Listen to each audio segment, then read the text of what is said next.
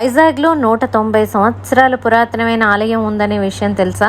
నేను ఇప్పుడు ఆ టెంపుల్ దగ్గరే ఉన్నాను. టౌన్ కొత్త రోడ్లో జగన్నాథ స్వామి టెంపుల్కి రండి, నాతో చూసేద్దాం. ఈ ఆలయ స్థల పురాణం ప్రకారం చూస్తే 1832లో గరుడ జగన్నాయకులు కుటుంబీకులు తవ్వకాలు జరిపారట ఈ ప్రాంతంలో. అప్పుడు శ్రీరంగనాథ స్వామి పంచలోహ విగ్రహాలు బయటపడ్డాయి. దాంతో వాళ్ళు అక్కడ ఒక తాటాకు పాక వేసి చలమయ్య దీక్షితులు గారిని అర్చకులుగా నియమించారు. ఆయన వంశం వాళ్లే ఇప్పటికే అర్చకులుగా ఉన్నారు.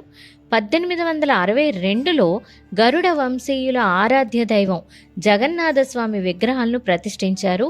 ఈ విగ్రహాలను కటక్ నుంచి తెచ్చారు. పూరిలో చోడగంగదేవ నిర్మించిన పూరి ఆలయం స్ఫూర్తితో దీన్ని నిర్మించారు.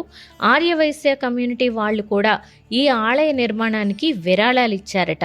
గొడే కుటుంబం వారు గోల్కొండ డైమండ్ మర్చెంట్స్ ఈ ఆలయ నిర్మాణానికి చాలా ప్రముఖ పాత్ర వహించారు.